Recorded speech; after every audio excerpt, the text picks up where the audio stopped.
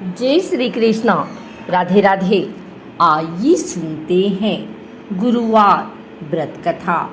इस कथा को सुनने से मिलेगी देव बृहस्पति की कृपा। देव गुरु बृहस्पति को बुद्धि और शिक्षा का कारक माना जाता है। गुरुवार को बृहस्पति देव की पूजा करने से धन, विद्या, मान सम्मान, प्रतिष्ठा और कई अन्य मनोवांछित फल की प्राप्ति होती है। धार्मिक ग्रंथों के अनुसार गुरुवार को भगवान बृहस्पति की पूजा का विधान है। गुरुवार के दिन व्रत और कथा सुनने से घर परिवार में सुख समृद्धि बनी रहती है। आइए सुनते हैं गुरुवार व्रत कथा।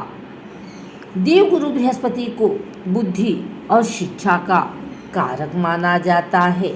कथा के अनुसार प्राचीन काल की बात है, किसी राज्य में एक बड़ा प्रतापी और दानी राजा राज्य करता था।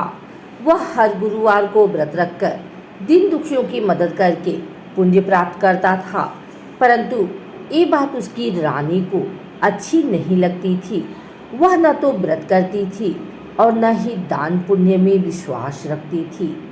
इतना ही नहीं, राजा को भी ऐसा करने से मना करती थी। एक समय की बात है, राजा शिकार खेलने के लिए बन गए। घर पर रानी और दासी थे। उसी समय गुरु बृहस्पति देव साधु का रूप धारण कर राजा के दरवाजे पर भिक्षा मांगने आए। साधु ने जब रानी से भिक्षा मांगी तो वह कहने लगी, हे साधु महाराज, मैं इस दान और पुण्य से तंग आ गई हूँ। आप कोई ऐसा उपाय बताएं जिससे कि सारा धन नष्ट हो जाए और मैं आराम से रह सकूं। इतना सुनकर बृहस्पति देव ने कहा, हे देवी, तुम बड़ी विचित्र हो। संतान और धन से कोई दुखी होता है? अगर अधिक धन है तो इसे शुभ कार्यों में लगाओ, कुंवारी कन्याओं का विवाह कराओ, विद्यालय और बाग बगीचे का निर्माण कराओ, जिससे तुम्हारे दोनों लोग सुधरे।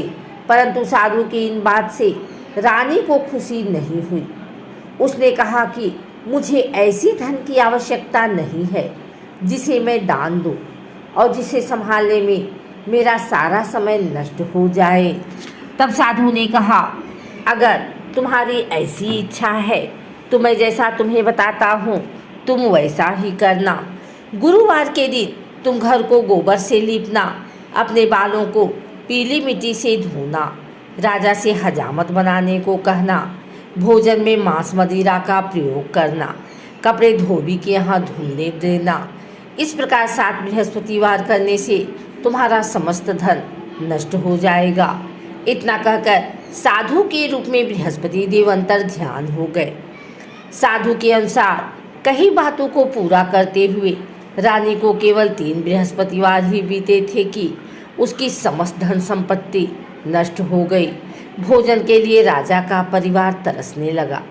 तब एक दिन राजा ने रानी से बोला कि हे रानी, तुम यहीं रहो, मैं दूसरे देश को जाता हूँ, क्योंकि यहाँ पर सभी लोग मुझे जानते हैं, इसलिए मैं कोई छोटा कार्य नहीं कर सकता। ऐसा कहकर राजा दूसरे देश को चला गया। वहाँ वह जंगल से लकड़ी काट कर लाता और शहर में बेचता। इस तरह वह अपना जीवन व्यतीत करने लगा। इधर राजा के परदेश जाते ही रानी और दासी दुखी रहने लगी। एक बार जब रानी और दासी को 7 दिन तक बिना भोजन के रहना पड़ा तो रानी ने अपनी दासी से कहा, हे दासी, पास ही की नगर में मेरी बहन रहती है, वह बड़ी धनवान है, तू उसके पास जा और कुछ ले आ ताकि थोड़े बहुत गुजर बसर हो जाए। दासी रानी की बहन के पास गई। उस दिन गुरुवार का दिन था और रानी की बहन उस समय बृहस्पतिवार का व्रत की कथा सुन रही थी। दासी ने रानी की बहन को अपनी रानी का संदेश दिया, लेकिन रानी की बड़ी बहन ने कोई उत्तर नहीं दिया। जब दासी को रानी की बहन से कोई उत्तर नहीं मिला तो वह बहुत दुखी हुई और उसे क्रोध भी आया। दासी ने वापस आकर रानी को सारी बात बता दी। ये सुनकर रानी ने अपने भाग्य को कोसा। उधर रानी की बहन ने सोचा कि मेरी बहन की दासी आई थी, परंतु मैं उससे नहीं बोली, इससे वह बहुत दुखी हुई होगी। कथा सुनकर और पूजा समाप्त करके वह अपनी बहन के घर आई और कहने लगी, ही बहन, मैं बृहस्पतिवार का व्रत कर रही थी। तुम्हारी दासी मेरे घर आई थी, परंतु जब तक कथा होती है तब तक न तो उठते हैं और न ही बोलते हैं, इसलिए मैं नहीं बोली। बताओ दासी क्यों आई थी? रानी बोली, बहन, तुमसे क्या छिपाऊं, हमारे घर में खाने तक को अनाज नहीं है। ऐसा कहते कहते रानी की आंखें भर आई। उसने दासी समेत पिछले 7 दिनों से भूखे रहने की पूरी बात अपने बहन को बता दी। रानी की बहन बोली, देखो बहन, भगवान बृहस्पति देव सबकी मनोकामना को पूर्ण करते हैं। देखो, शायद तुम्हारे घर में अनाज रखा हो।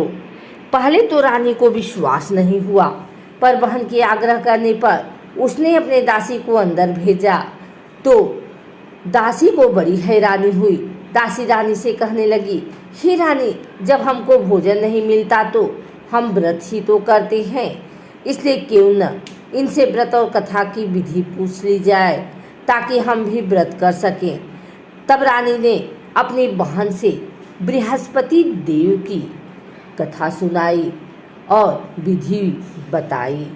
बृहस्पतिवार व्रत के बारे में जब पूछा तब उसकी बहन ने बताया, बृहस्पतिवार के व्रत में चने की दाल और मुनक्का केले की जड़ में अर्पित करें तथा दीपक जलाएं, व्रत कथा सुने और पीला भोजन ही करें। इससे बृहस्पति देव और भगवान विष्णु प्रसन्न होते हैं।